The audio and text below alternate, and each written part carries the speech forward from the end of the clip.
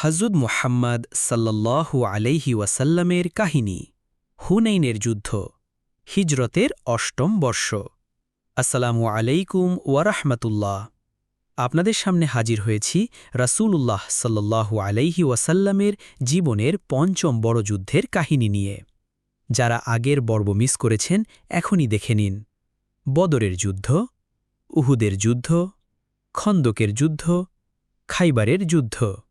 আজকের পর্বে জানব হাওয়াজিন ও সাকিফ গোত্রের ষড়যন্ত্র, মুসলমানদের প্রথম ধাক্কা ও পিছু হটা, রাসূলুল্লাহ সাল্লাল্লাহু আলাইহি ওয়াসাল্লামের অটল নেতৃত্ব, সাহাবীদের প্রত্যাবর্তন ও জয়, হুনাইনের যুদ্ধের ঘটনা।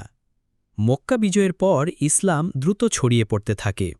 এতে হাওয়াজিন ও সাকিফ গোত্র আতঙ্কিত হয়ে মুসলমানদের বিরুদ্ধে যুদ্ধের পরিকল্পনা করে। তারা প্রায় ২০,০০০ সৈন্য জড়ো করে হুনাইন উপত্যকায় অবস্থান নেয়। রাসূলুল্লাহ সাল্লাল্লাহু আলাইহি ওয়াসাল্লাম প্রায় ১২,০০০ সাহাবী নিয়ে তাদের মোকাবিলা করতে বের হন। মুসলমানদের সংখ্যা ছিল ইতিহাসের যে কোনো সময়ের তুলনায় সবচেয়ে বেশি। অনেকে এ কারণে আত্মবিশ্বাসী হয়ে পড়েছিলেন। যুদ্ধের শুরুতেই হাওয়াজিনরা ওত পেতে আক্রমণ চালায়। মুসলমানরা হঠাৎ আক্রমণে বিচলিত হয়ে কিছুক্ষণের জন্য পিছু হটে যান। তখন রাসূলুল্লাহ সাল্লাল্লাহু আলাইহি ওয়াসাল্লাম ডাকে উঠলেন, হে আল্লাহর বান্দাগণ, আমি আল্লাহর রাসূল, আমি মুহাম্মদ ইবনে আবদিল্লাহ। রাসূলুল্লাহ সাল্লাল্লাহু আলাইহি ওয়াসাল্লামের ডাকে সাহাবীরা ফিরে আসতে শুরু করেন। ধীরে ধীরে মুসলমানরা সংগঠিত হয়ে প্রবল আক্রমণ চালান।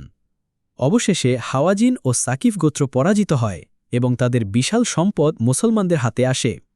যুদ্ধের ফলাফল: ১. মুসলমানরা আত্মতুষ্টির ক্ষতি উপলব্ধি করল। ২. ইসলাম শক্তিশালী রাজনৈতিক ও সামরিক অবস্থান অর্জন করল। ৩. আরব উপদ্বীপে মুসলমানদের মর্যাদা বৃদ্ধি পেল। আজকের শিক্ষা: কেবল সংখ্যার উপর ভরসা করা যায় না, আল্লাহর সাহায্যই মূল শক্তি। নবীর ডাকে সাড়া দেওয়াই সফলতার রহস্য। ঈমানের দৃঢ়তা বিপদকে জয়ে রূপান্তরিত করে। পরবর্তী পর্বে তাবুকের যুদ্ধ ৯ হিজরি। ভিডিওটি ভালো লাগলে লাইক দিন, শেয়ার করুন, পেজটি ফলো করুন, সাবস্ক্রাইব করুন হায়াত আইকিউ ইসলামিক। সত্য জানুন, হিদায়েত নিন। আল্লাহ হাফেজ। বারাকাল্লাহু ফীকুম।